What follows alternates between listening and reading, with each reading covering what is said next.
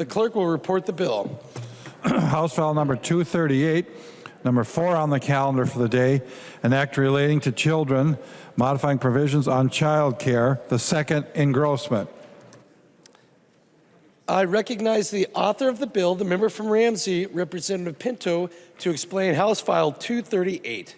Thank you, members. Well, members, that first bill was so quick that if you don't mind, for the 7 of you who were in the chamber when I had my opening remarks on the first bill, I went to a lot of bother to put them together. So here's the thing. It is a good day to get all kids in Minnesota off to a great start. And when I say good day, because I want to make sure Chair Howard got to hear this, because it was just about 24 hours ago that we ensured that as many kids as possible and families as possible had a stable, affordable place to live in Minnesota. That's part of the great start. And then about an hour and a half ago, whenever it was, 2 hours ago, we made sure that we invested transformationally in our K-12 system. That's part of that great start as well. So what we're doing now in House File 238, and of course we just passed the bill to get some early care and learning to so many more low-income and vulnerable kids.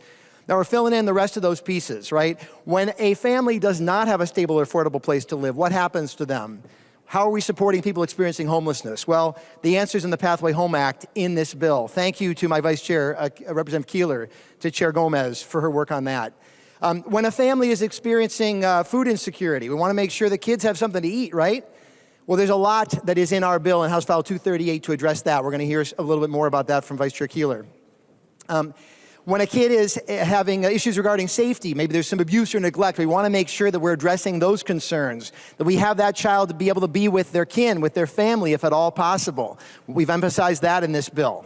Provide economic supports when families are struggling. If they're interacting with the Minnesota Family Investment Program, we want to make sure that program's working as well as possible. Let's not make them come in every month to re-up. Let's have a 6-month period that they don't have to reapply. Let's make sure that there's a cost of living adjustment in terms of their housing. Let's make sure to not get any barriers in their way, and I'm looking to Chair Noor for his leadership on that. And then let's make sure to have childcare and early learning be provided and be in place for families. We just had a vote of confidence, at least some words of confidence in that concept. I really want to urge that as well for members as you consider this bill.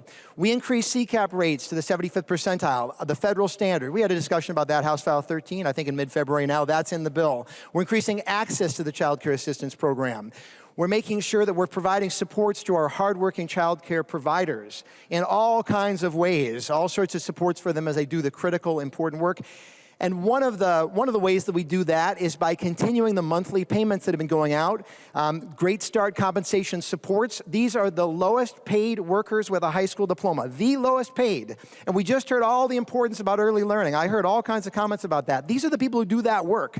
They deserve to have wages that do not leave them in deep poverty. 1/3 of those folks experiencing, 1/4 experiencing food insecurity, 1/3 of them on public assistance themselves, disproportionately women of color. And I will say candidly, members, that's a piece that I really want to make sure that we're increasing, so we make sure that those wages go up. Members, this is a bill that fills in those different pieces, that gets families off to that great start. And as it does, it establishes a system for the future. It invests in information technology, ancient systems right now in our agencies that need investments so they do not break, and they're in place, and so they can actually improve and be there for families. And we establish, and following the lead of the Walz-Flanagan administration, a Department of Children, Youth, and Families to put children at the center of that agency and therefore the center of what we do, because when we put kids at the center, we know that we all benefit from doing that. So members, there's a lot in this bill. I know we'll have a lot of conversations about it. It might not be quite as quick, but I promise we'll keep on moving, and I'm looking forward to the discussion. Thank you, Mr. Speaker. There's an amendment at the desk. The clerk will report the amendment. Hicks moves to amend House File number 238, the second engrossment.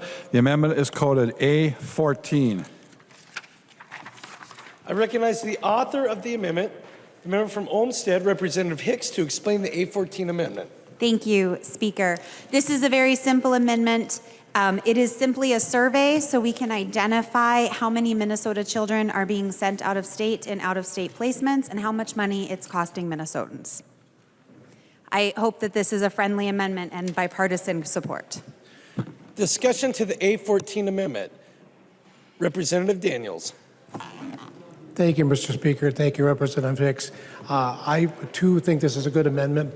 And we talked about it in caucus, and we support the amendment. Any further discussion? All those in favor of adopting the A14 amendment, please say aye.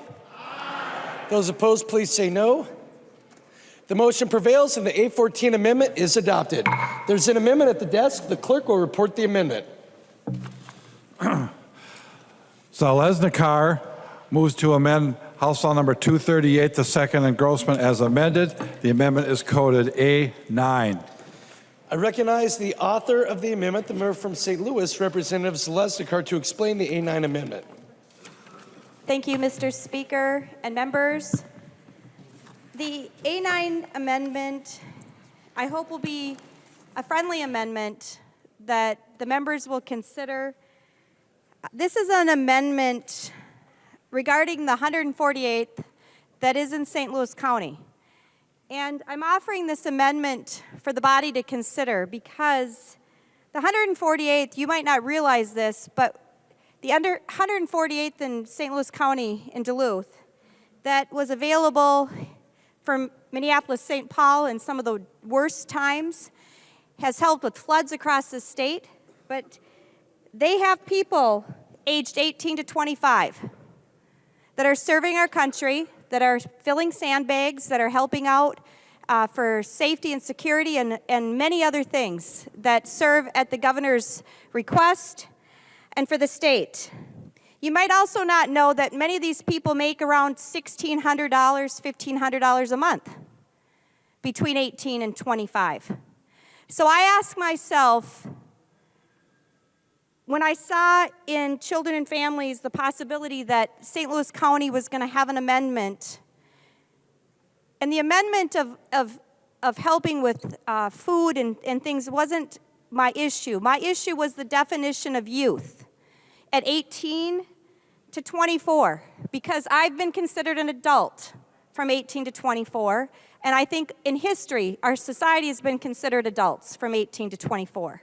So a cash stipend, and when I asked at committee, there was no strings attached for any financial management, no classes, it was just a cash stipend. When I asked the amount, I'm not sure if it's $1,000, but my amendment is an amendment to replace that if we are going to give a cash stipend in St. Louis County, that we seriously consider when families right now are giving gift cards to 148th so they can buy food, why we wouldn't consider 18 to 25-year-olds, 24-year-olds in St. Louis County with a pilot project for the 148th, after everything they have done for this state, that they would not be.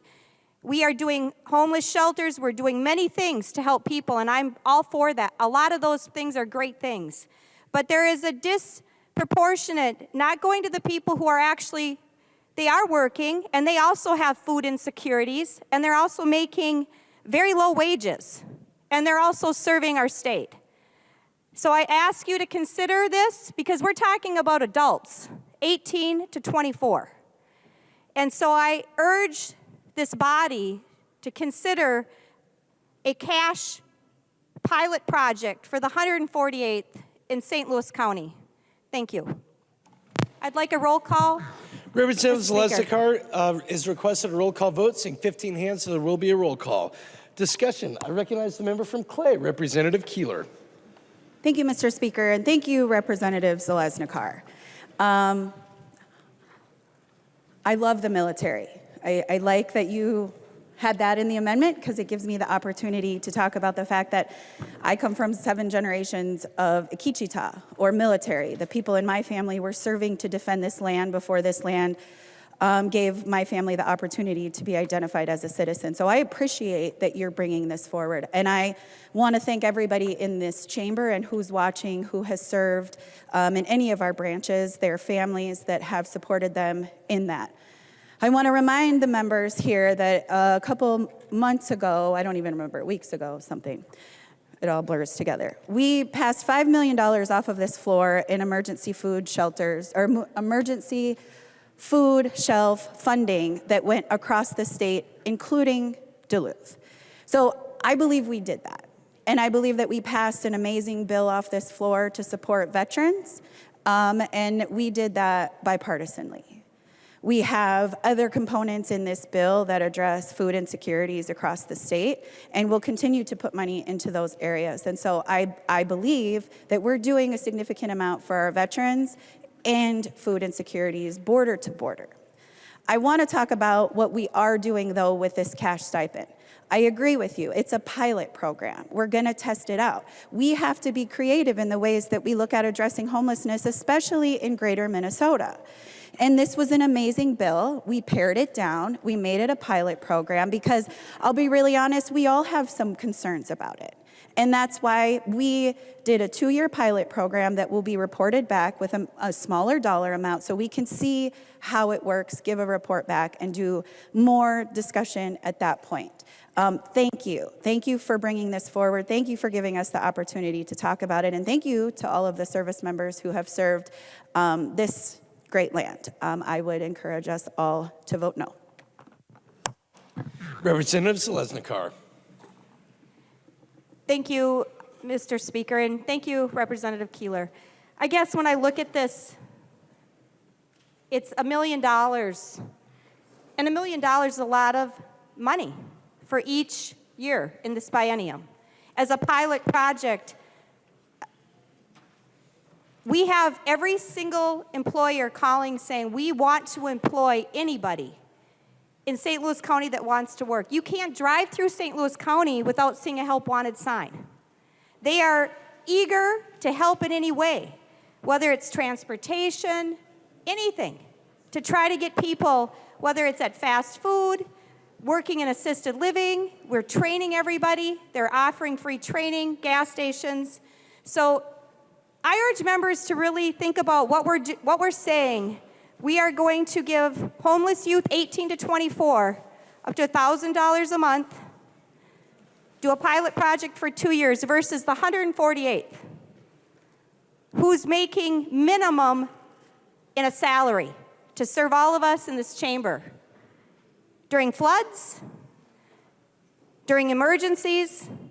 And I ask that you consider voting yes, and I'd like a roll call and a vote. Thank you, members. The clerk will take roll.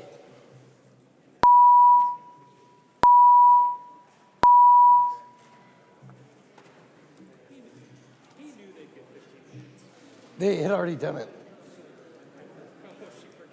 She requested a roll call vote already, so.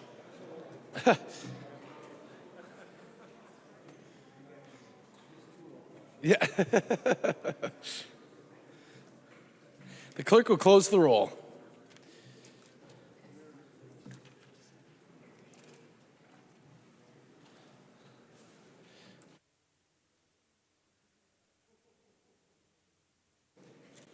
There being 58 ayes and 70 nays, the motion does not prevail, and the A9 amendment is not adopted. There's an amendment at the desk. The clerk will report the amendment. Hudson moves to amend House File Number 238, the second engrossment as amended. The amendment is coded A10. I recognize the author of the amendment, Representative Hudson. Thank you, Mr. Speaker. Members, the A10 amendment, and this is not going to be intuitively understandable, so you're going to want to hear the rationale here. The A10 amendment repeals from current law a provision that we hold to be fundamentally unfair to our family child care providers. It incentivizes what we often refer to and have heard referred to here this evening by the chief author, Chair Pinto, as poverty wages paid to our child care workers. Under current law, a child care center can receive CCAP funding for the children of their own employees. So they can hire somebody and then pay them to watch their own kids. We're basically paying parents to look after their own children, and we can do this for up to 25 children in one child care center. There are 224 centers receiving more than $118 million in CCAP funding under this current provision of law. There are, by comparison, 0 family child care centers or providers receiving CCAP funding to provide care for their own children. And as stated, this is fundamentally unfair. It puts a thumb on the scale in favor of child care centers over family child care. Family child care providers receive no public funds to provide care for their own children, which many of them frequently, commonly do. I mean, if you're running a child care business out of your own home, you probably have your own kids, and you're splitting the responsibility of taking care of your own children with the agreed upon responsibility of taking care of other people's children. And while they don't receive CCAP payments for that, as they would if they were operating a child care center, their own children do count against them in their ratios. So what the net effect of this is that if you're a child care center, then your own children, and you're hiring people to watch their own children, then those kids, from an economic perspective, are an asset. Whereas if you're running a family child care out of your own home and you're taking care of your own children, in a perverse sense, your own children become an economic liability because they count against your business. But the other problem here, and I think this is the part that might actually attract the author's support for this provision, is that this status quo incentivizes providers to pay poverty wages. And I think it's interesting, because we've heard that a lot. Certainly heard it a lot in committee, the idea that folks who are providing this frontline care for our kids are getting, often they're on supports, right? They qualify for MFEB themselves. Well, yeah. There's an economic incentive to ensure that that continues, and it's this right here. In order to qualify for CCAP, you have to be income eligible. You have to be low income. So if a provider were to, out of the graciousness of their own heart, pay their people more and push them above and beyond the income qualifications for MFIB, now you're no longer getting your CCAP payments. Not good for business. So we actually have a situation here where the current business model incentivizes paying people less. So it's my hope that this will be taken as a friendly amendment, and I certainly urge a green vote. Thank you.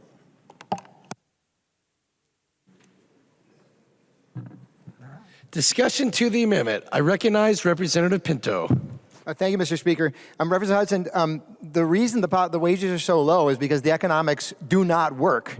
And I guess we think we've talked about this in committee, but as long as I have the opportunity with the body as a whole, we just had the education bill. I'd like you to imagine that there was essentially no public support for education. I mean, even the kind that my colleagues across the aisle, like, there's forms of support that you all prefer. Imagine there's just not public support. Well, what would happen? You'd have class sizes of like 100 third graders in a class. Parents would be paying just massive amounts of their income. They wouldn't be able to afford anything at all. And teachers would be working poverty wages. The economics do not work. There's no example around the world where that works for K-12. And in most other countries, they also provide it for early care and development.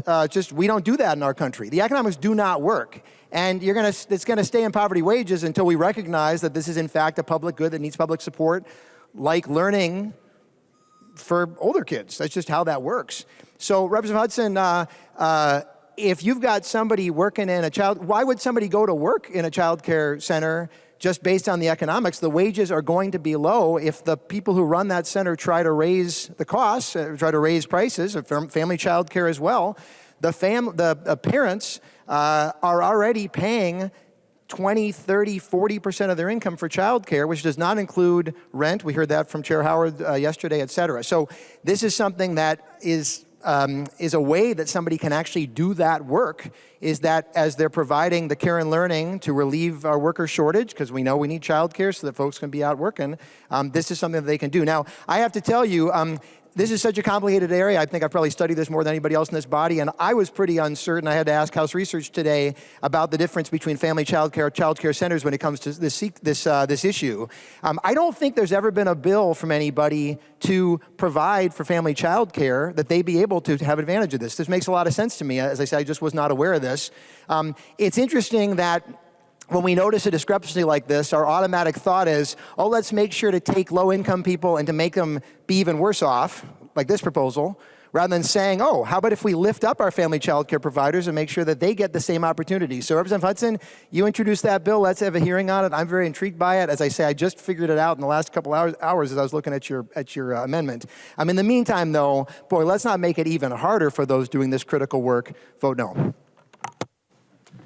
The author of the amendment, Representative Hudson. Thank you, Mr. Speaker, and thank you, Chair Pinto.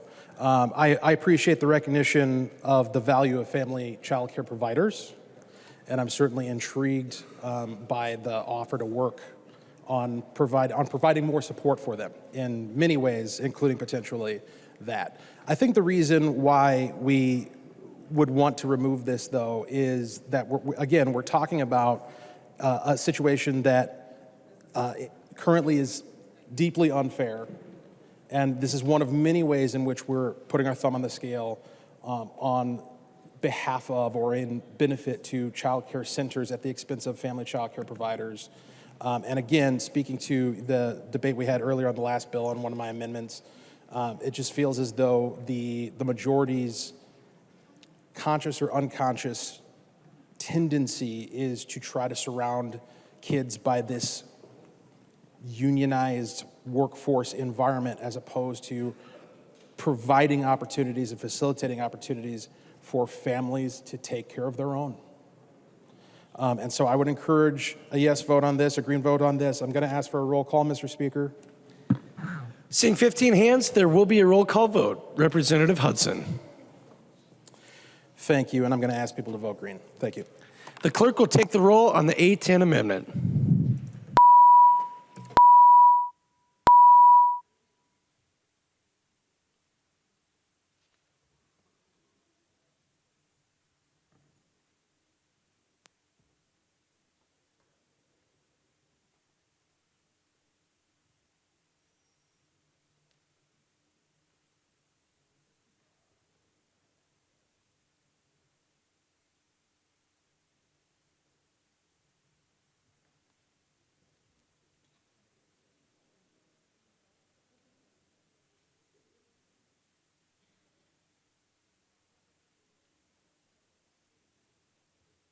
The clerk will close the roll.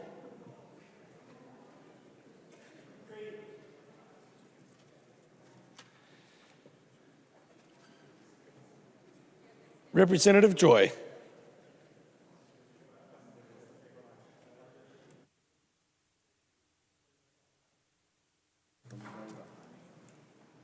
Joy goes from no to aye. Joy goes from no to aye.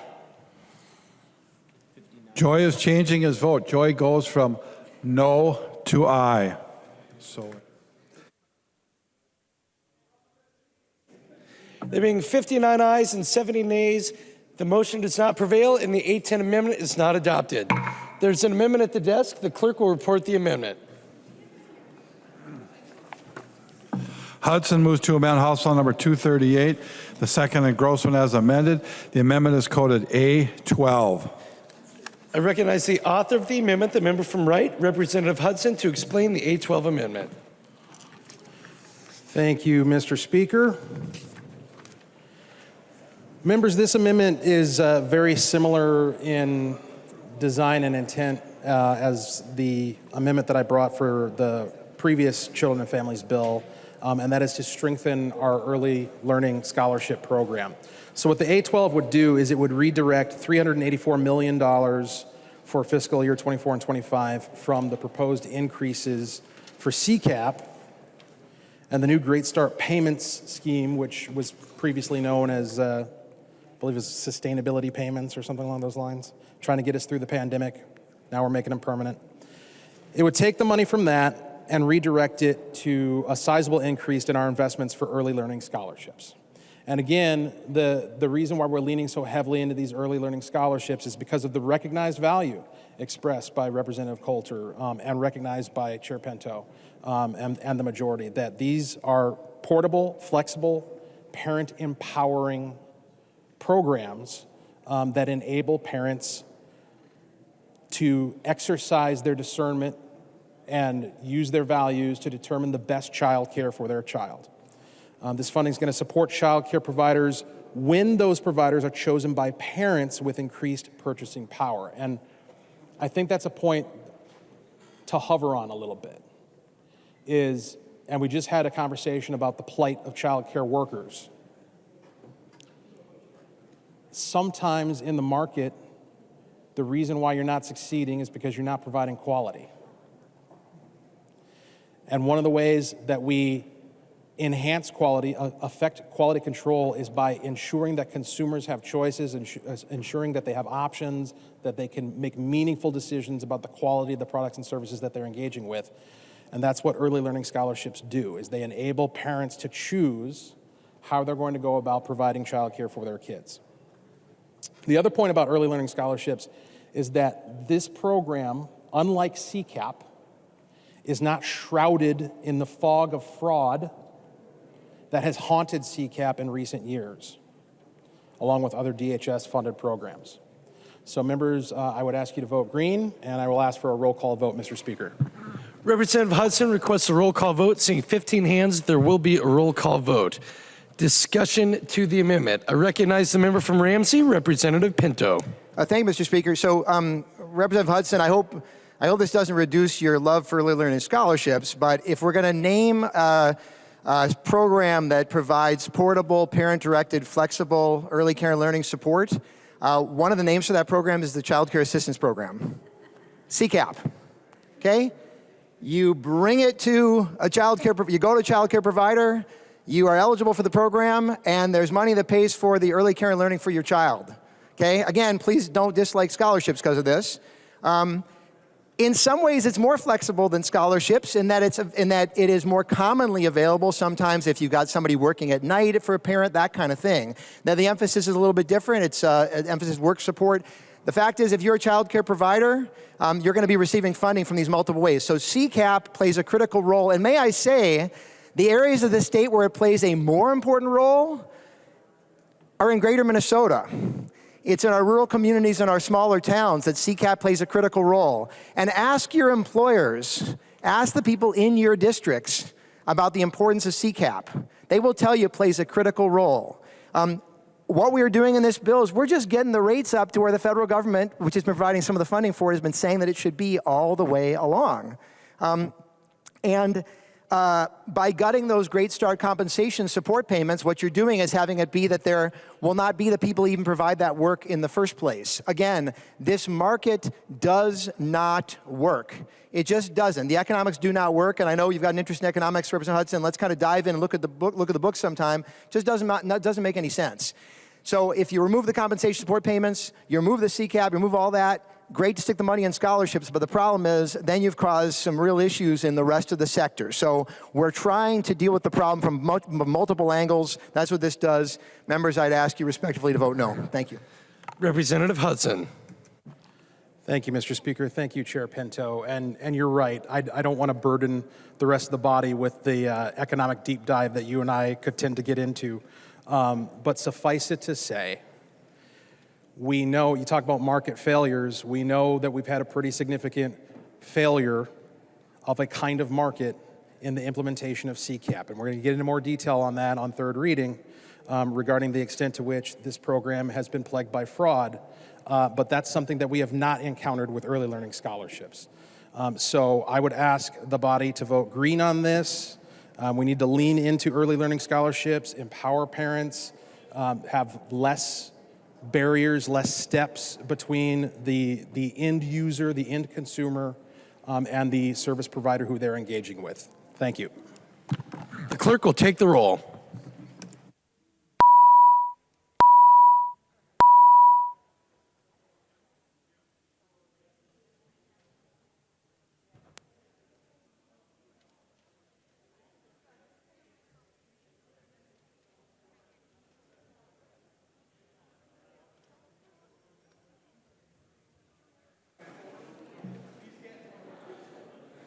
The clerk will close the roll.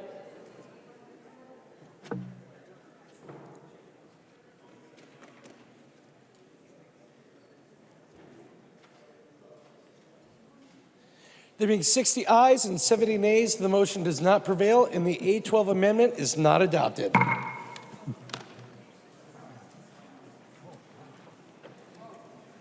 There's an amendment at the desk. The clerk will report the amendment.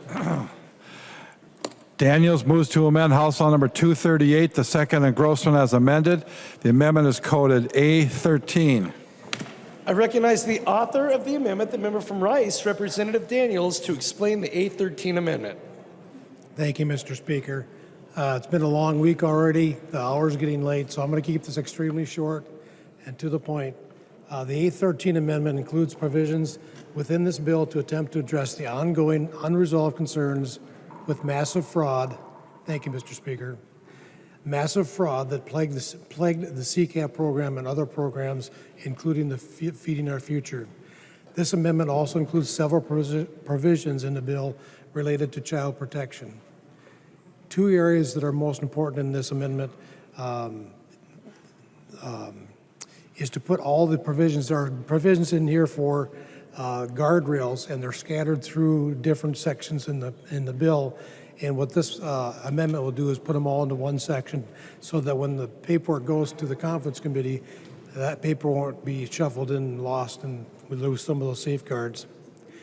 Second one is while we still have much more work to do to fight the fraud in our programs and fully account for the money stolen, these measures are an admission by the DFL that their highly touted 2019 reforms still did not enough to stem the case of fraud. And that's my amendment, Mr. Speaker. Discussion to the amendment. I recognize, there's amendment to the amendment at the desk. The clerk will report the amendment to the amendment. Pinto moves to amend the Daniels amendment to House File Number 238, the second engrossment as amended. The amendment to the amendment is coded A17. I recognize the author of the amendment to the amendment, the member from Ramsey, Representative Pinto, to explain the A17 amendment to the A13 amendment. Thank you, Mr. Speaker. Representative Daniels, thanks for offering the amendment. I will say we have a highly skilled staff, and I'm not sure that we sort of need the help to move provisions into an article and that kind of thing. What the secondary amendment does is it really sets up a question as to whether these provisions that you've identified should remain in the bill or not. I'm going to say full disclosure in advance that I absolutely think that they should, and I'm going to suggest, we'll suggest a no vote on the underlying amendment. What this will do is to really set that up very clearly, and so I'd ask members to support this secondary amendment. Thank you. Members, please take your conversations off of the House floor. Discussion to the A17 amendment, Representative Daniels. Short and sweet. I request a roll call. Representative Daniels requests a roll call vote. Seeing 15 hands, there will be a roll call. Representative Daniels. And I recommend a no vote. The clerk will take the roll on the A17 amendment to the A13 amendment.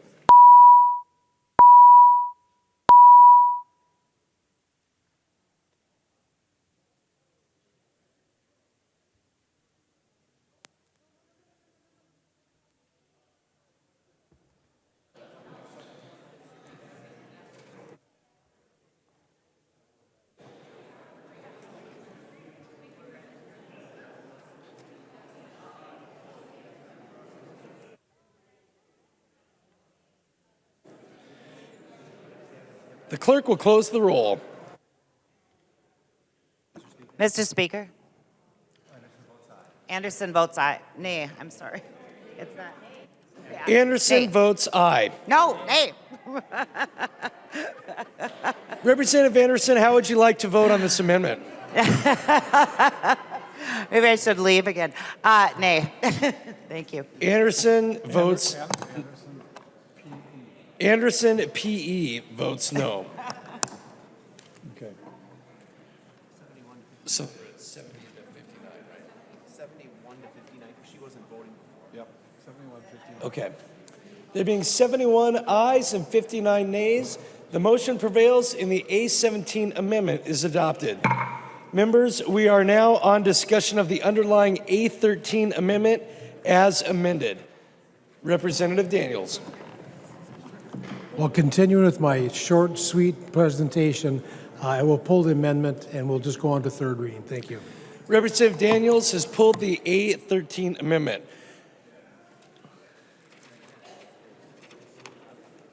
There are no further amendments at the desk. The clerk will give the bill its third reading as amended. Third reading, House File Number 238, as amended. Third reading as amended.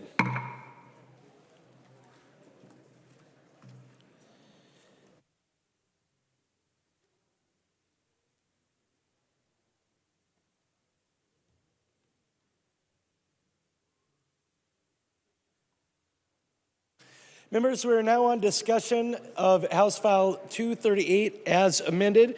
I recognize the member from St. Louis, Representative Zalesnikar.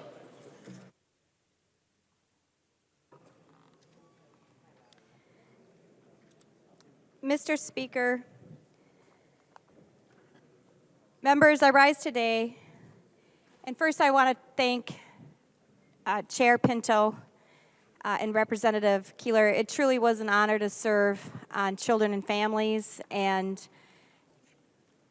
it is a topic that has been of importance to me for years. As a working mom, I use childcare, family childcare, center childcare, and had many employees that were looking for childcare. And campaigning, that was one of the things I heard about all the time. And so I rise today about one of the pieces that concerns me. While there's many things I like in this, one of the things I already talked about that I had concerns about in the cash stipend program, but on top of that, one of the things that really concerns me is the family child care providers. And I had many families talk to me door knocking, and we've lost, in about a year period of time, 700 plus family child care providers. And why is that a concern? I said at the Children and Families Committee for the last 4 months that the concern is that centers are usually open Monday through Friday. The centers aren't usually open for shift workers, weekends, holidays. So all of our entities in public safety, hospitals, nursing homes, assisted livings, restaurants, the list goes on, struggle with childcare. And they have depended on family childcare. And the model that we have in front of us right now, I don't believe has given family childcare providers in greater Minnesota the upper hand that they need. I believe we've done some great things for the centers, but when I look at this, I have great concern for family child care. And it is continued because when I think at the COVID years, family child care providers got zero for hero pay, absolutely zero, if they were a family child care provider that took care of your kids so that you could go to work, they got nothing. If they were a center-based child care, they got a thank you. To me, it's a big issue for greater Minnesota because they depend on family child care. There are not centers in rural Minnesota. Every community does not have a big center. And when I look at the numbers and I look at St. Louis County, I grab the data from every one of the towns and,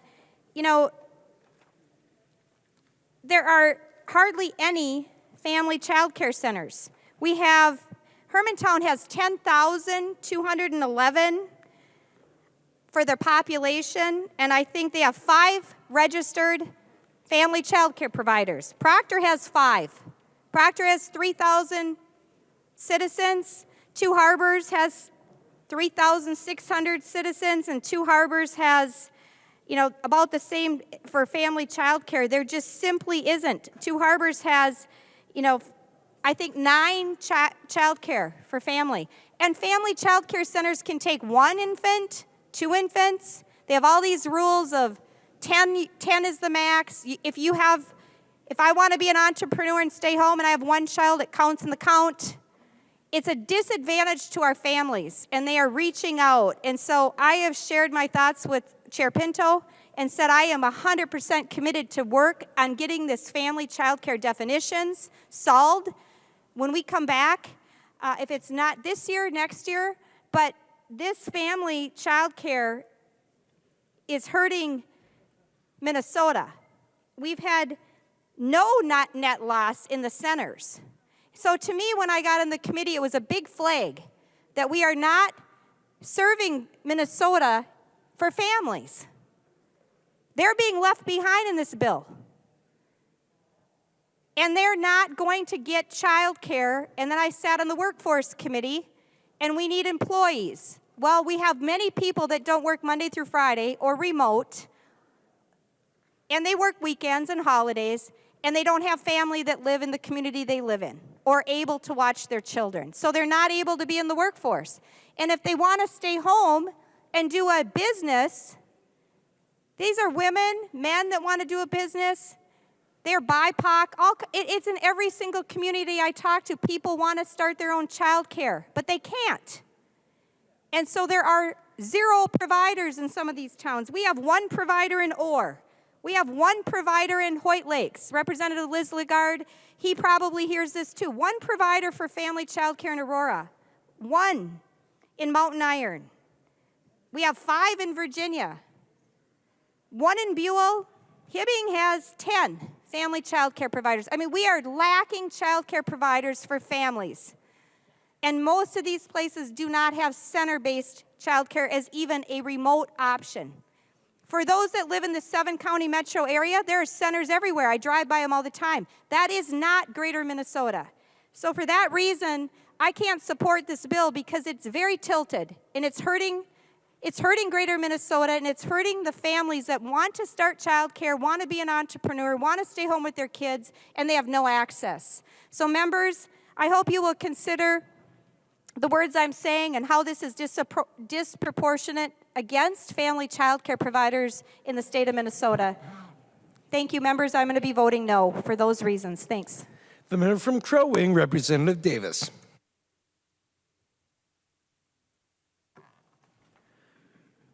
Thank you, Mr. Speaker. Members, I rise tonight in opposition of House File 238. This massive bureaucratic agenda is clearly focused on growing and empowering government, not giving money back to Minnesotans in order to help them be self-sufficient.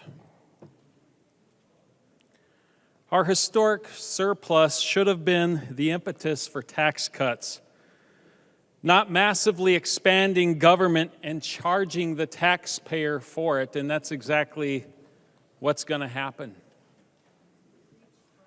At a time when we have a $19 billion surplus. Brace yourselves, Minnesota, for higher tax cuts. It's going to be necessary to pay for this partisan wish list. As Democrats go on a $72 billion spending spree, yeah, $72 billion.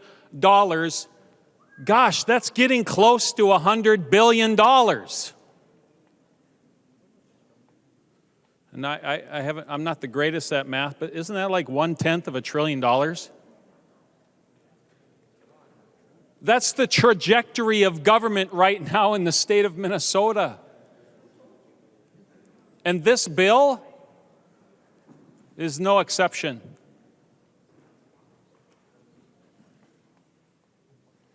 All the while, we are not fully funding nursing homes. And as we learned tonight, we're not fully funding education either. We are not completely eliminating the Social Security tax. And while Minnesotans are truly hurting, our colleagues across the aisle are passing bills that are going to massively raise taxes.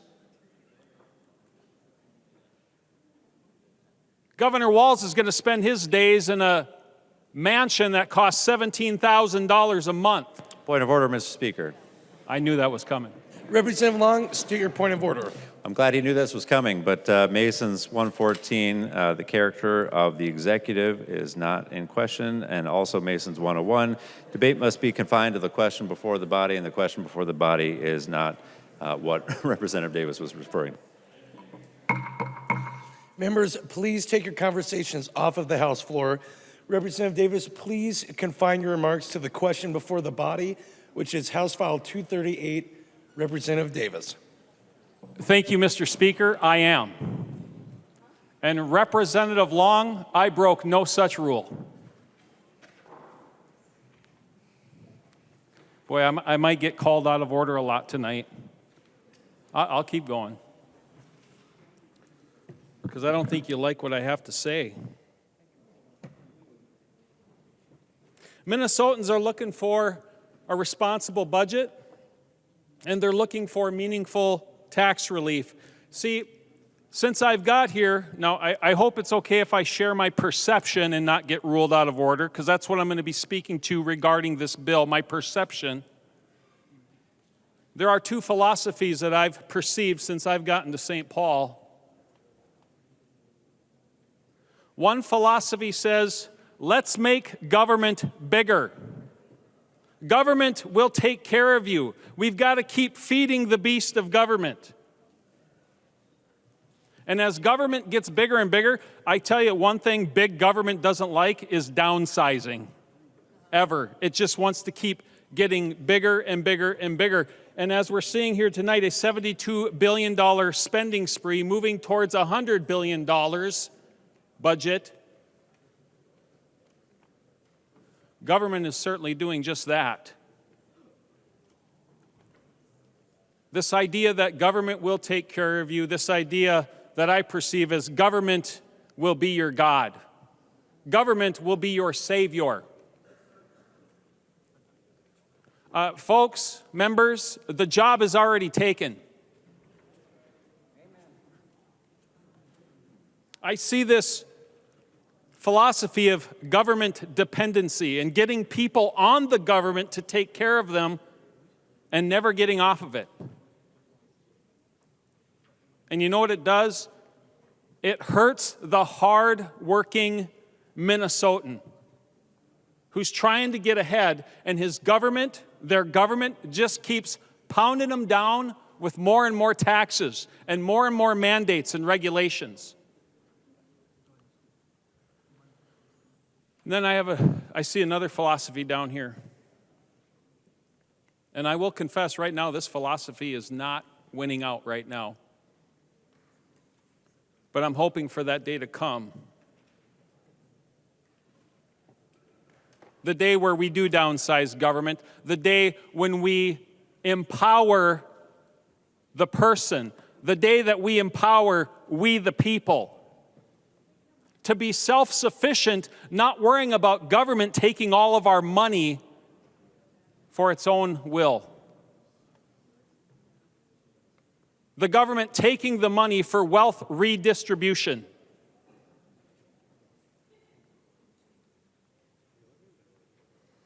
I mean, we're sitting there in committee in Children's and Family, and we're discussing adding a whole new department called Children, Youth, and Families. And we had a testifier in that committee, members. She was testifying in support of it, and she said this, I have to work just to pay my taxes. That actually came out of her mouth. And I just had to stop my mind for a moment. I was blown away by that statement.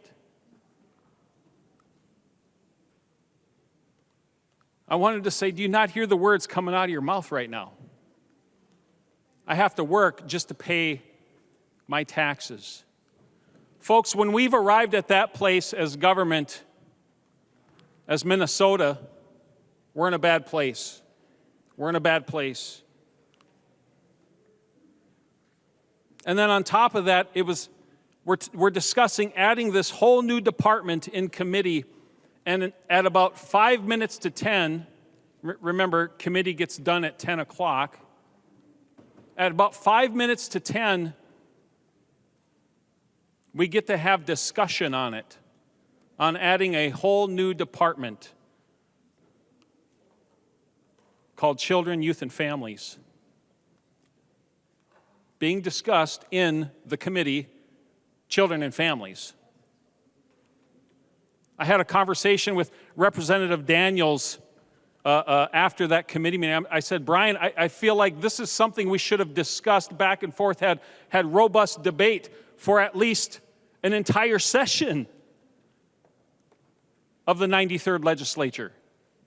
But instead, we had 10 minutes to discuss it, and it moved right along to the next committee.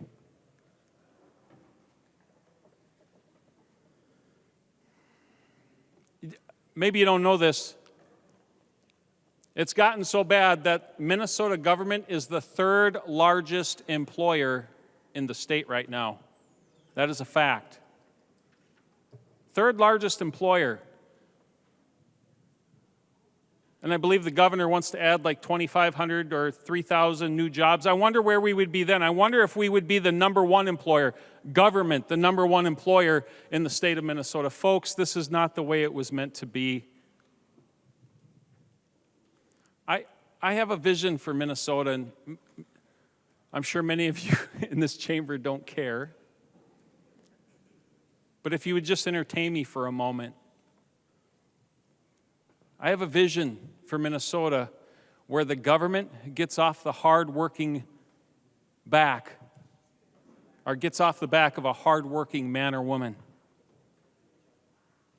See, my vision for Minnesota is that we bring economic prosperity, not government prosperity, to parents in this state. Because if we can bring economic prosperity and opportunity to parents in this state, guess what? That's going to prosper the children. I'm sure you've heard it said that it takes a village to raise a child. You know what? It doesn't. It takes parents to raise a child and to provide for their children.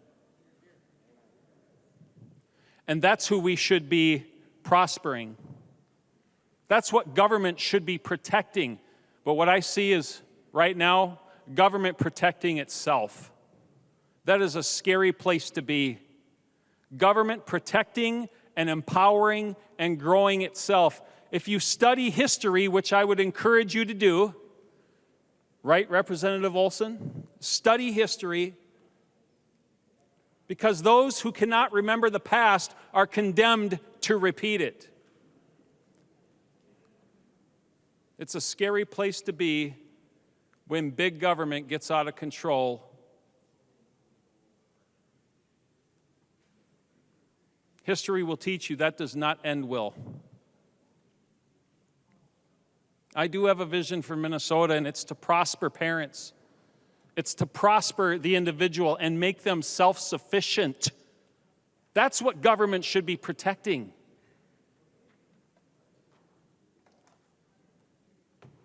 You know, there's an old saying from an ancient document that says, you don't work, you don't eat. I was meditating on that saying, and then it hit me, unless you live in Minnesota.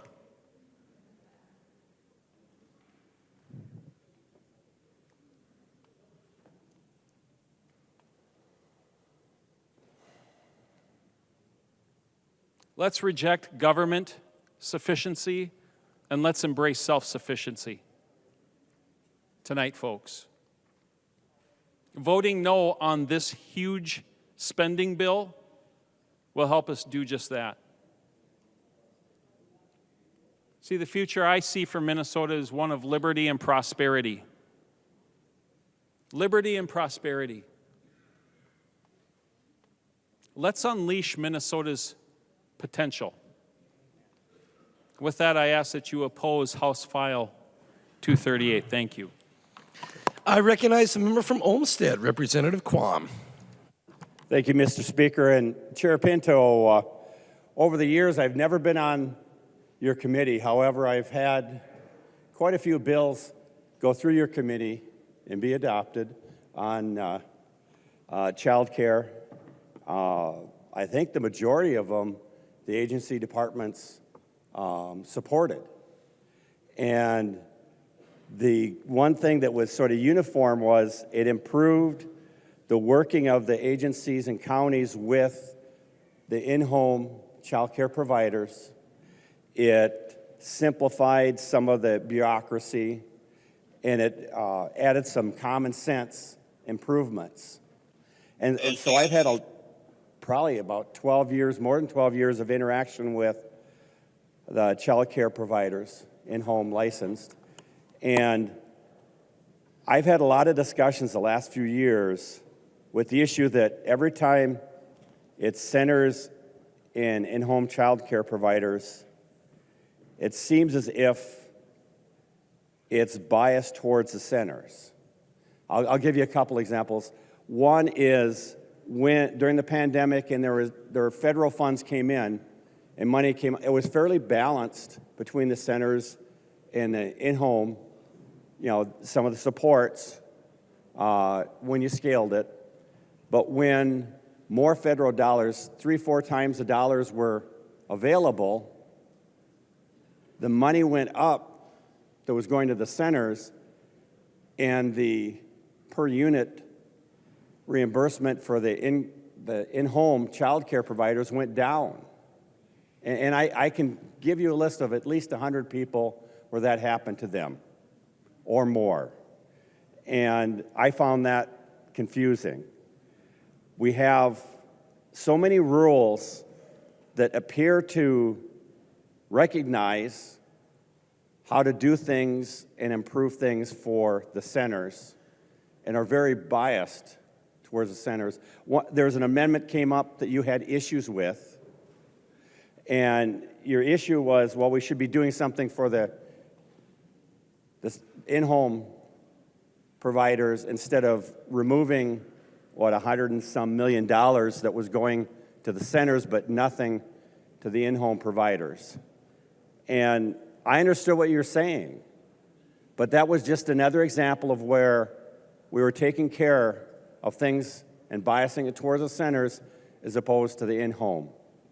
And I would like to have a broader discussion about how we can help save the licensed family in-home providers, because you've seen the numbers.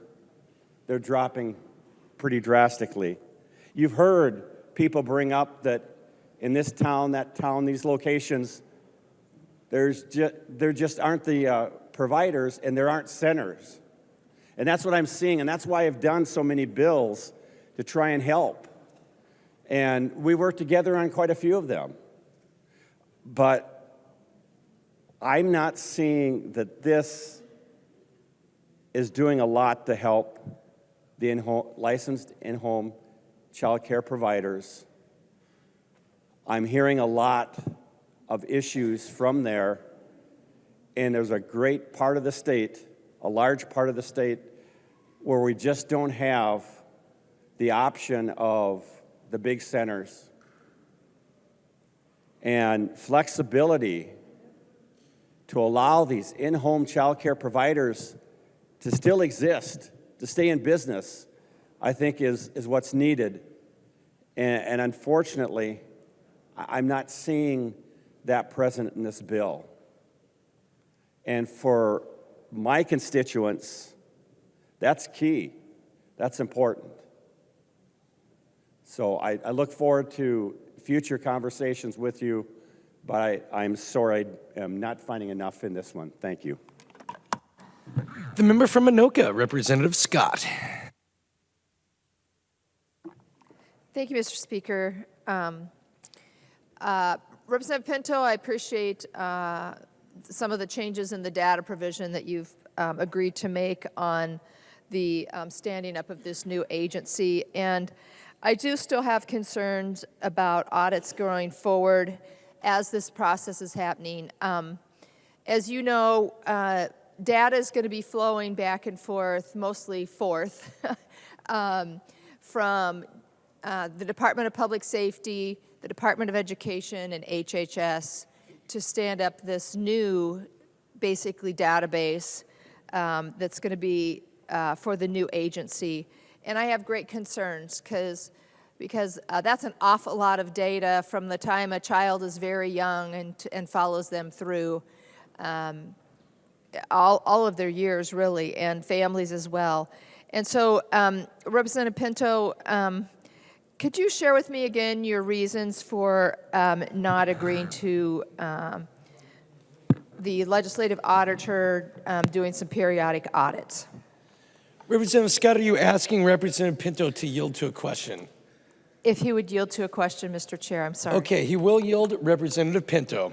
Thank you, Mr. Speaker, and thank you, Representative Scott, and I've really enjoyed and appreciated the dialogue we've had about this. Maybe just for some context for other members, this relates to the Department of Children, Youth, and Families, and wanting to make sure, you've expressed concerns about kind of how the data flow will go. And in response to the conversations we've had, as you're aware, we've put the bill contains provisions ensuring that data can flow, but that just is over a couple year period, and then we look at that afterwards. So there's a time limit on that. My concern with having the legislative auditor, as you had suggested, do periodic audits, I think the suggestion was even quarterly, I believe, is that is something that the legislative auditor, one of the concerns is that something the legislative auditor does as part of broader audits, but I'm not aware of that happening with other agencies. It seems unfair to single this one agency out. I also think just when you were describing what you're expecting with this agency, there might be a bit of a misconception about that. Programs will move possibly in 2 years is the deadline for that, but that does not mean that IT systems are moving or that data is moving. The people administering programs may be moving, but as we know, we have really ancient IT systems, and it may be quite a few more years before IT systems can in fact move. But having audits sort of start right away when in fact the programs are staying right where they are, to my mind, just did not make any sense, and I've been in touch with Minute and with other agencies about that as well. So that's the thinking, and I know the legislative auditor had said to you that the OLA expects to be doing an audit of the new agency, because that's a sort of common situation. So I guess that's another reason as well, is that there will in fact be an audit done by the OLA over everything that's happening in the agency, and not just this one narrow piece of their work. So those are all the reasons. Thank you. Representative Scott. Thank you, Mr. Speaker, and thank you for that, Representative Pinto. My concern and the reason that the legislative audit was going to do periodic audits, they were going to do periodic IT audits, right? Just to make sure that when this thing supposedly, if we waited till the end when the thing was stood up, and then the legislative auditor went in and found all kinds of problems with this accumulation of data, that it wouldn't be after the fact. It would be sort of a preventative thing, so they could check in early, make sure everything was running smoothly. And so I do hope that as conference committees and stuff go on, that we can continue to have a couple of conversations about this, because I do think it's important to reach some sort of a solution on making sure that before this thing is completely stood up, that things are going according to what they should, and that people's data is being kept as safe as possible. Thank you. The member from Wright, Representative Hudson. Thank you, Mr. Speaker. Well, members, earlier tonight during discussion of the education bill, we had the alarming confession that it does in fact not fully fund education, but I suppose we can take heart in a perverse way that at least House File 238 fully funds fraud. CCAP, let's talk about it a little bit. This has been a interesting conversation that's taken place within the Children and Families Committee, as we have repeatedly found opportunity to touch upon this issue that reared its ugly head back in 2018 of massive fraud in the Child Care Assistant Payment Program.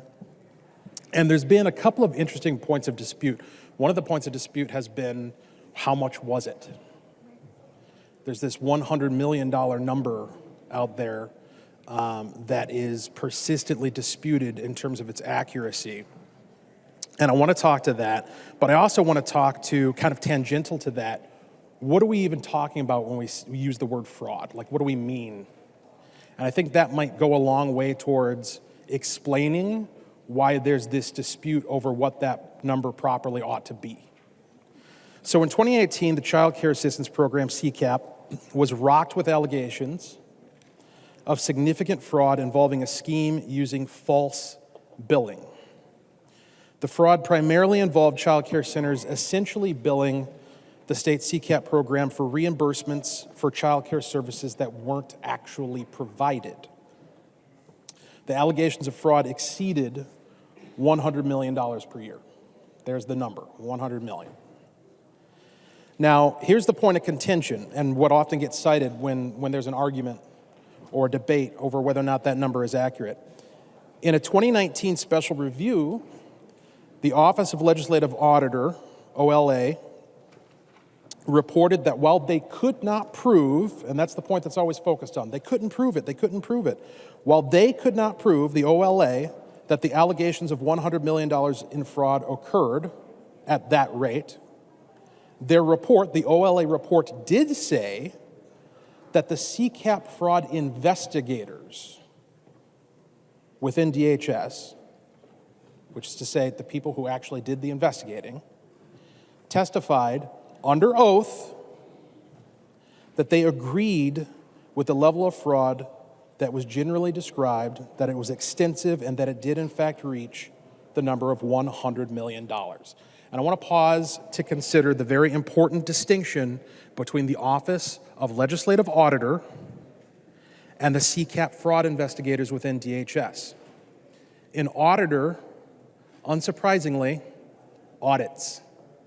What they don't do is investigate crimes, right?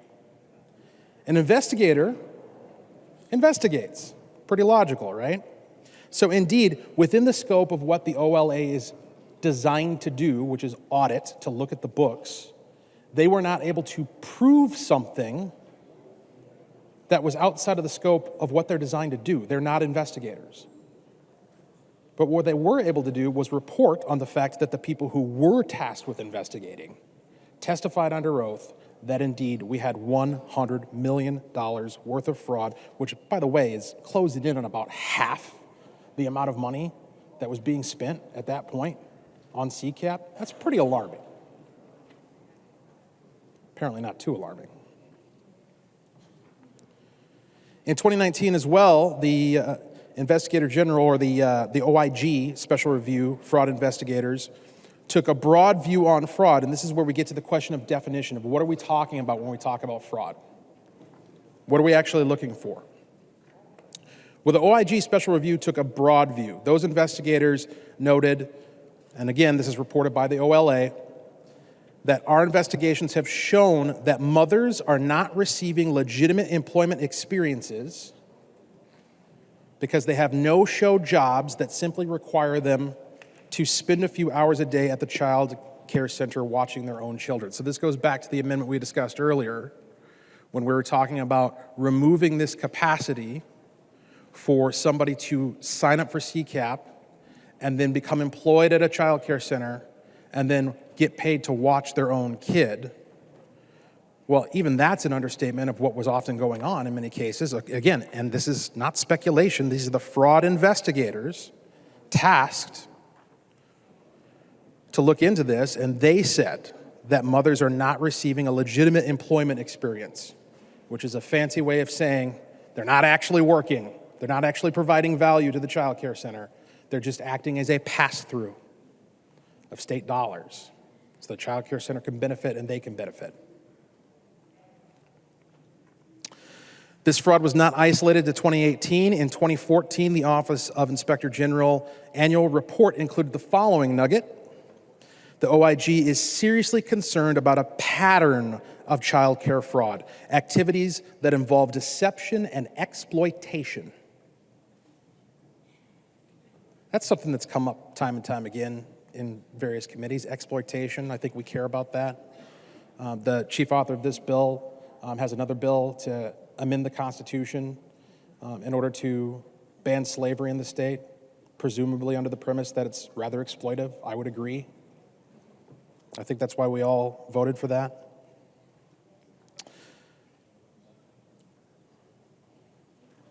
But they said that the activities involve deception and exploitation, and that the schemes ends with exploiting 4 sets of victims.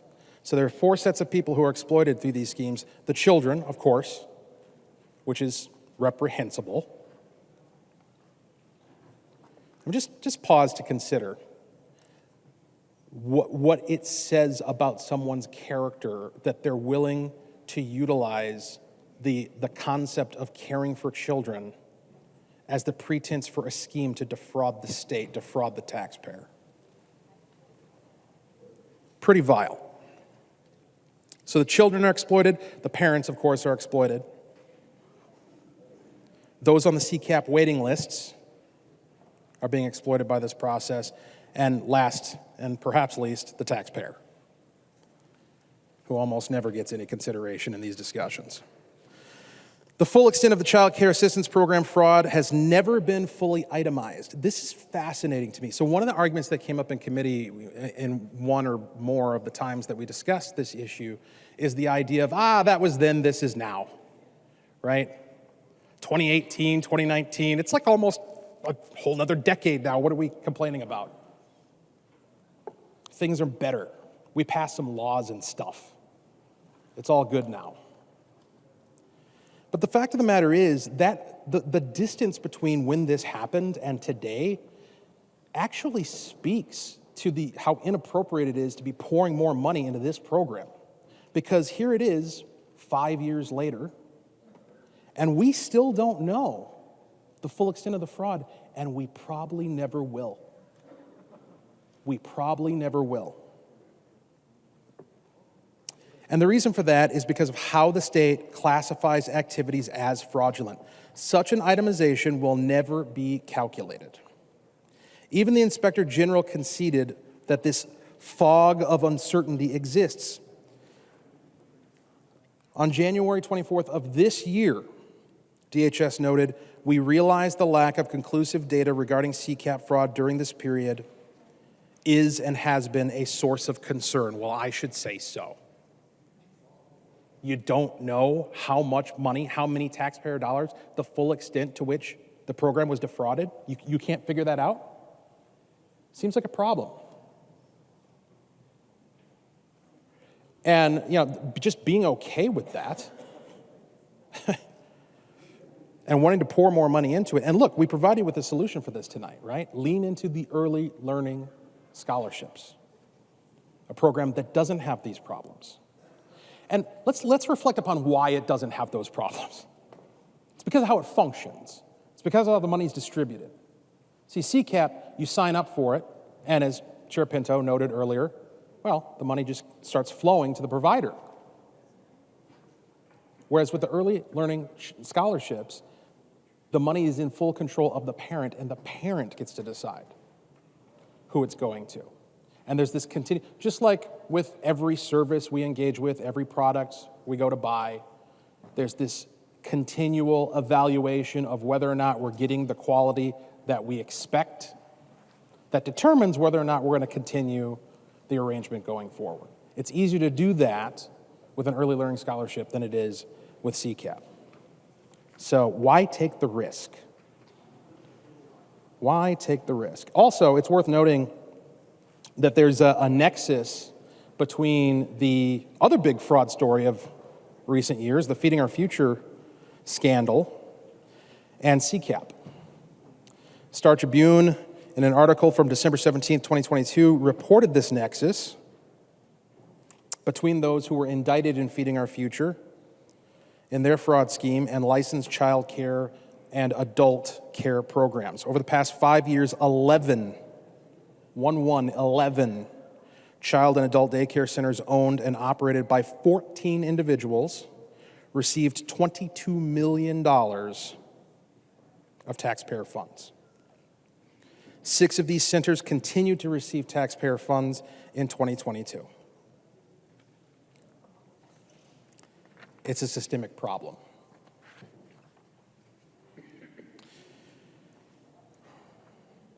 And, as has been mentioned before, there's been efforts made and pointed to of, we've made changes, we've passed laws, we've looked at this, we've fixed it. That was then, this is now, we don't need to worry about it going forward. But even when assuring state lawmakers that the 2019 program integrity measures that were a response to the 2018 fraud were working to stem the tide of fraud, when that claim was made by the DHS Inspector General, there were still several ongoing investigations taking place at the same time, which is a little weird. It's reasonable to conclude that fraud likely continues with little abatement. While reform measures were put in place prior to the pandemic, efforts to curb fraud will continue to be hindered by a fundamental failure to acknowledge the scope of fraud. And what's meant by that is that, again, going back to how we define it, if you have this narrow definition that there has to be all of these different aspects that need to line up perfectly and be proven beyond a reasonable doubt in order for us to be able to point at it and say, that's fraud, then yeah, you're going to come up with a smaller number. But if you take the view of fraud that I think the average person on the street, the taxpayer, applies to the question, I think we would say that if I'm paying for something with the expectation that I'm going to receive it and then I don't, that's a pretty good definition of fraud. And applying that definition, we're talking about a much bigger problem that has been able to be officially designated, officially pointed to, and certainly recognized by the majority. So it's too soon to render a verdict that the fraud that plagued the CCAP program is a problem of the past. We should not be moving forward with pouring millions and millions of extra taxpayer dollars into a program that still has this fog of uncertainty hanging over it. And for that reason, members, I would ask for you to vote no. Thank you. I recognize the member from Washington, Representative Hemmingson Yeager. Thank you, Mr. Speaker. Thank you, everybody, for your patience and attention this evening. I would just like to say thank you. In looking through this bill, I am proud of its holistic and its thoughtful approach. This doesn't just focus on childcare, but it focuses on what happens around childcare: education, families, workforce, and kids, people who provide the care to the kids, who we've called the workforce behind the workforce for so long. It also looks at families, like I said. And I am excited that this bill not only lifts up families who need it the most, but they're also helping families like mine, families that live in my district, families that are making it work, doing the best they can, figuring it out, patching stuff together, and this bill is going to make it so much easier. Maybe I can get a couple extra hours of sleep at night because I'm not trying to make it work and figure it out. I'm also really excited and very happy with the funding that's going to IT. Chair Pinto said a few times the state's IT systems are woefully behind because they have not been funded. Technology and people who are using them, and frankly, the people working in the systems are expecting them to be better. We need to put our money where our mouth is and invest in those to make them better.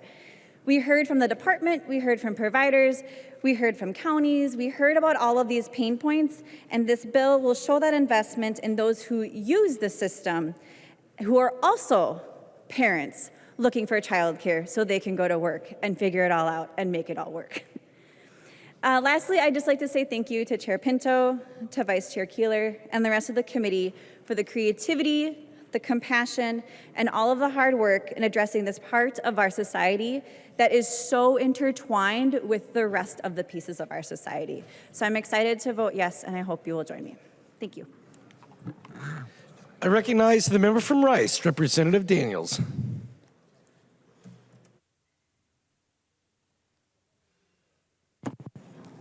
Thank you, Mr. Speaker and members.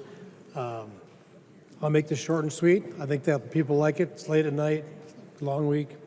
First, I want to cheer, thanks to Chair Pinto. Your hard work in the Children and Families Committee was really enjoyable. We didn't agree all the time. In fact, there's a lot of times we didn't agree, but we always had a good, cordial discussion.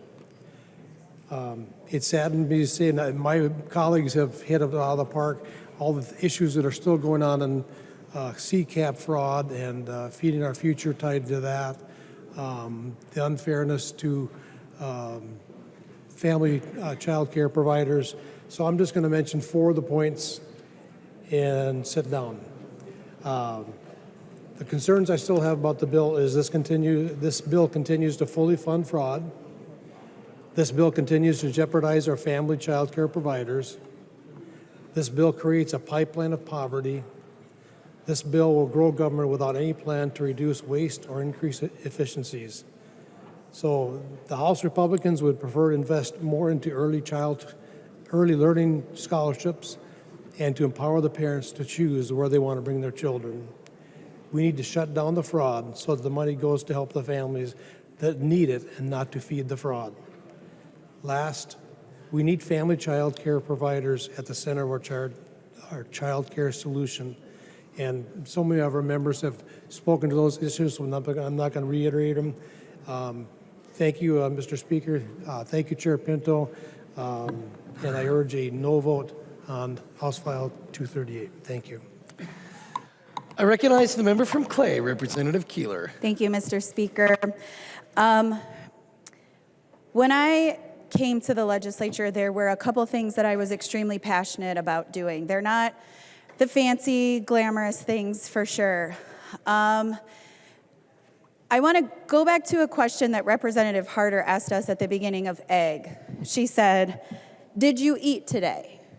And all of us laughed and we said, yeah, we had steak on a stick. We even joked that as a vegan, we should have like a potato on a stick, right? Like, we kind of laughed about it. But the reality is, the answer to that question for many Minnesotans is no. And it's not just, have you eaten today? It's, did you eat yesterday? Do you know where you might eat tomorrow? And I said it when we passed the food shelves bill, that we all know what happens when we're hangry. And so one of the pieces in this bill that we've been really adamant that we continue to address is food insecurities. Again, from a school component, we know that when kids show up and they're hungry, they don't learn the best. We know that when you're trying to get ahead in life, it fuels your body. Scientifically, we know you need food to survive. So this bill does that. It does that from investing in our tribal nations and their needs to shelters or to capacity to be able to build food shelves and continue to fund them so that in the middle of a session we don't have to provide more funding. The next part of this we already heard about with the Pathway Home Act, but I really deeply believe that everybody deserves a place to call home.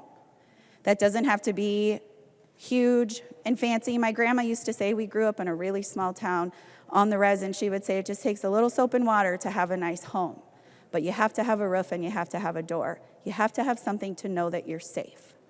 So what we've done is we've made historic investments. And I want to thank the House for passing the Pathway Home Act in a bipartisan way. It says to us that we know that for our kids to have a great start, they have to have a place to call home. The areas of the Pathway Home Act, to remind you, is we're making a large investment in shelter capital across the state. As you're a greater Minnesota member on this side of the aisle, I like to remind everybody here that we are a border-to-border community, that we have homelessness in greater Minnesota as well. And we've heard the data that says when we don't support our homelessness in greater Minnesota, they funnel here, and then it's hard to get back home. And we know that we have better success rates when we are in our own communities around the people who love us and support us and understand us the most. For data, we do a point-in-time count. It is one day, and it's in January, and we know that it's the floor of how many youth we have homeless in one night. 4,872 youth in one night in Minnesota. 4,872 of our kids, at least, in Minnesota don't have a place to call home.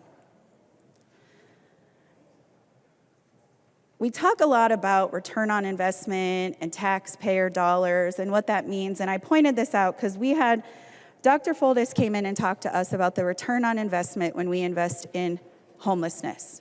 He did a cohort of about 1,000 youth, and what he figured out is only 6.8% of those individuals need to get into a home to break even on the tax amount that we invest in homelessness. So to me, it's a pretty good return on investment. If we invest in homelessness and give people a foundation, a place, an understanding, the skills and capacity to be homeowners, to be successful renters. It's actually really productive for the overall good of Minnesota. We invest in ESP, which is our emergency services. We invest in transitional housing, which helps offset the cost of rent and gives you the supports for 36 months so that we can help to make sure you find those boots from the boot store that you keep telling us we need to pull up. We invest in the Homeless Youth Act because, like I said, the youth is the future of Minnesota. One of the things that I like to talk about, but I hate to talk about, is our Safe Harbor initiative. This initiative supports our youth who are being sex trafficked. And I want to be really clear about the data here, because often the narrative in Minnesota says that the crimes happen in Minneapolis, St. Paul. And the data will tell you that all of our 9th and 11th graders get asked on the MCAs, which is happening right now, so we'll get new data. There is a question on there that asks about sex trafficking. And I want to tell you that this is absolutely happening in all of our communities. And I used to have students tell me after they would graduate, Heather, you didn't even know I was being trafficked because I was getting picked up after school and I was home by 6 o'clock for dinner every single day. And they were being trafficked. When we break it down from a state standpoint, the state percent is 1.4% of our kids say yes, 9th and 11th graders. Northwest Minnesota, 2.1% of their kids say yes. So it's a border-to-border issue as well. So we invest in that. The other area of this is protecting our Indigenous children. You all know that we stood on the floor and we again collectively passed MIFPA, the Minnesota Indian Family Preservation Act, to make sure that we continue to protect the kids who look like me and the next generations, to make sure that we understand that as Indigenous people, we are a politically protected class, and because of the history that has happened on this land, there are disparities that come with our communities. So what this bill does is it invests in some of those areas to make sure that we can build systems with our tribal nations, our agencies, and our communities to make sure that we're doing the very best that we can to protect our children. So I want to say thank you to Chair Pinto for allowing me to step into spaces, to step up in conversations that are really difficult, to help educate our members on both sides of the aisle on the importance of investing in these three areas. It is a stool of support when we do it this way. Picking apart different areas, doing direct appropriations for just one organization is not how I believe we get to an end zone. We have a large, robust investment that many individuals from across the state will be able to take advantage of. So my goal here is that when we ask our kids, did you have something to eat? And do you have a place to stay? The answer is most likely yes. So I encourage you to vote green with me today. Thank you. The member from Brown, Representative Torkelson. Thank you, Mr. Speaker. Well, members, it's been another long and interesting day on the House floor, but it's not midnight, at least not yet. And I don't think it will be. This has been a very interesting discussion. You know, Republicans have presented some good amendments, some good ideas that don't seem to get much traction on the other side of the aisle. It's hopeful that as these bills make their way through the process and get to conference committees, that perhaps they'll come back to this floor in a little bit better shape, but we don't know that. Republicans care about parents and parents' role in their child's education and care. Items like early learning scholarships work and should be funded. Republicans also believe that family-based child care is something that should be available, but we've seen hundreds, literally hundreds of them close down across the state over the last number of years, mostly, and from what I've heard anyway, due to heavy-duty regulations that have actually regulated these family child care facilities right out of business. And finally, we've seen really no adequate response to the fraud. Every dollar that's wasted in fraud is a dollar that doesn't help any child. We've presented amendments to try and do a better job of addressing these fraud issues, and we've been unsuccessful. Members, hopefully we can make some progress here as we hit the conference committees and come back with better bills when they come back to the floor. But on this particular bill, please vote red. I recognize the author of the bill, the member from Ramsey, Representative Pinto. Thank you, Mr. Speaker, and thank you, members, for the discussion. I'm going to address a couple of the points raised and start right off with what Representative Torkelson brought up, which is the program integrity of CCAP. And I'll admit, members, I'm just I actually got a text from somebody asking, what year is this? The OLA report that you keep referencing from 2019, there was a comment made by Representative Hudson about these investigators that had supposedly found all this stuff. This is from that OLA report talking about the challenges of these investigators. Various prosecutors told us sometimes these investigators you're talking about wanted them to charge individuals before there was enough evidence. These investigators, they sometimes come to them with only conclusory statements. If you read the OLA report, I don't think you're thinking these investigators are going to be the good source of information when it comes to CCAP program integrity. Now, here's what happened in 2019, and I know some of us were not here at that point. We passed a whole bunch of reforms. And when I say we, I guess I'm just at this point, I'll say this really came out of our DFL House. We had to do a lot of negotiating with the Senate, with the other body, controlled by the other party at that point. And you're going to see a handout, one page, two-sided, that lists a whole bunch of reforms since then. We had a hearing in my committee, February of 2020, the first hearing, in fact, that year. Bipartisan support. Folks, very impressed with that. That was years ago. Years ago. And many of these changes. And then, since then, we made a whole bunch more changes. What is in this budget? The same thing that is in every single budget bill we have. The financial oversight provisions for the initial part if somebody's going to be receiving some sort of grant, which actually I suppose technically doesn't involve CCAP, but could involve some other areas. But also we have provisions in here so that if you're found to have committed fraud in one part of state government, you can get cut off in another part of state government. You may remember there's the issue with the program referenced in the education area involving food. And now that's an area we can be very proud of our state government, that MD discovered that there were concerns, reported those concerns, was pushing on that. But the problem is other agencies couldn't cut people off. This bill that I hope as many of us as possible are about to vote for will give state government the power to cut off those fraudsters, okay? That is in this bill. So we've got a whole bunch. And then I'll also point out that in the state government budget bill, which I hope as many of us as possible voted for, there is a series of provisions as well involving extensive grant oversight. So there's all kinds of stuff in the budget this year. There's been in past years. There was in 2020. And I just have to say, I think the best way to serve all of our constituents is to recognize the biggest threat to the integrity of the Child Care Assistance Program is not funding it, is not actually providing rates that can actually work, that we're actually supposed to have been doing for years. That's what this does. That's what we've been doing all the way along. So with great respect, I just, no, it's 2023. Please, people. This is, I think, maybe like the sixth time I've had this conversation on the floor. Just, folks, no, we've got it. Come on. Okay, moving on. My goodness. Okay, another issue. Family child care and child care centers. I don't know what you're talking about being unbalanced, okay? The different provisions of the bill, CCAP, the compensation support payments, they go to child care centers, they go to family child care.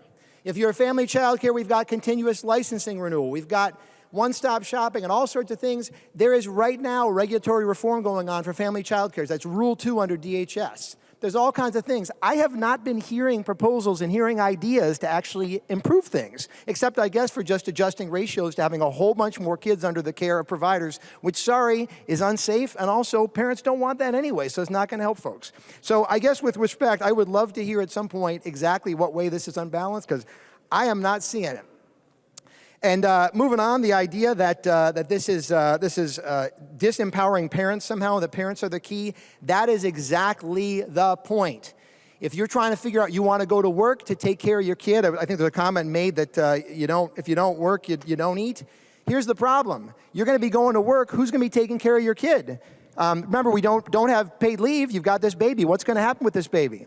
You're going to hand it off to the neighbor down the hall who you just met, or the new boyfriend? That is when real problems arise. So this, in fact, empowers parents in all kinds of ways. If a family is experiencing homelessness, it's going to be pretty darn difficult for them to move up. As Vice Chair Keeler said, we want to make sure that we're actually making sure they've got some boots on if they're going to be pulling themselves up by the bootstraps. A pipeline to poverty? Absolutely not. This is a pipeline from poverty and towards the dignity and self-sufficiency. That is absolutely what is needed. And so, members, I just want to say I am so proud of the components of the bill. We've got this cash stipend for homeless youth. Representative Kozlowski has advanced a very exciting opportunity that I think is going to give us a lot of great information and excellent there. Diaper banks from Representative Hicks, a whole bunch of different things. I had not earlier, and I'd like, if members will indulge me with this, to simply make a few thank yous before I finally close. My committee administrator, Coley Colburn, has been a right-hand partner. I'd worked with her for many years ago, and when I heard she was going to be my CA, I was just so excited. First-time committee legislative administrator, Zara Khan, our terrific pages, which of course I'm blanking on your names. I have it right in front of me. Chris and Sarah, yes, Chris and Sarah, thank you. It's late at night for all of us. I want to thank our partisan staff, Molly Peterson and Jody Withers. They are consummate professionals on behalf of both of our caucuses, and they do excellent work. Our nonpartisan staff, we're so lucky to have Danielle Ponelli, Sarah Sunderman, Annie Mock leading the way. And Annie Mock, I have to say, her skill is matched only by her good cheer, her constant good cheer. I'm so grateful for her work. Doug Berg and Solveig Beckel, our House fiscal staff, they do incredible work too. I'm grateful to Vice Chair Keeler for her partnership. It has been an honor to work with you and to fight fiercely together on behalf of the kids and families of Minnesota. Lee Daniels, to you, to the members of the committee.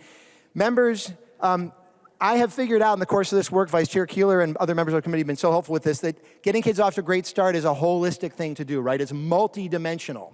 It means learning development in the earliest years. It means stability. It means economic supports. It means all those things. When we make those investments, when we do that, we all benefit. That has been the Minnesota promise. I challenge the points made about taxes and spending. No. This has been how Minnesota has worked. We invest in people and it pays off. It makes all of us better off. It also makes all of us richer, because as people have great starts in life, guess what? They found companies, they make inventions, they do all kinds of things that make all of us better off. That's what this is about. Please, members, vote green. Thank you. I recognize the member from Hennepin, the Majority Leader, Representative Long. Thank you, Mr. Speaker. Members, last night in this chamber, our governor shared an inspirational vision to make Minnesota the best state in the nation for children and families. The House majority shares that vision, and that's the work that we're doing this session. We know that Minnesota is in the midst of a child care crisis. Many families pay more for child care than they pay on their mortgage, and the average cost of child care in Minnesota is higher than tuition at the University of Minnesota, and we're asking families to pay this when they haven't had the opportunity to spend much of their working lives saving for those costs. We also know that Minnesota's rates are higher than many in the country, second highest in the country on average. And as a result, we have a lot of Minnesotans who cannot participate in our workforce because they can't afford child care. It is the #1 reason folks give for not being able to return to the work after the pandemic. This is the reason that we are having a workforce shortage in the state. We know that child care providers are also paid absurd wages, far below what they deserve. And I may not have the depth of knowledge that Chair Pinto does on this particular issue, but I do have one thing, which is a preschooler who has amazing child care providers, amazing teachers who she loves with all her heart, would do anything for, runs and gives them a big hug every single morning when we go into that center. And they could probably make more working fast food than they do in that center. We need to value our child care providers and make sure they are paid a wage that reflects the value of their labor. We know we have massive needs throughout the state. We know that our businesses and employers have testified at the Capitol that they need these funds to be able to hire workers. This is a bold investment in our children, our families, and our economies. It will help to ensure that all Minnesotans have the opportunity to succeed. I want to thank Chair Pinto and the members of his committee for working tirelessly on behalf of our little ones in this state. Please vote green. The clerk will take the roll on House File 238.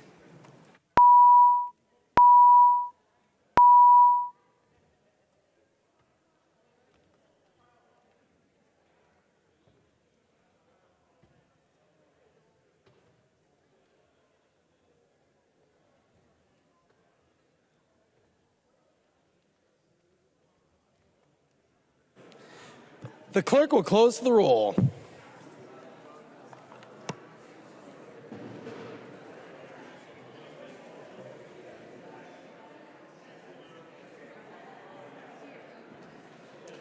There being 70 ayes and 60 nays, the bill is passed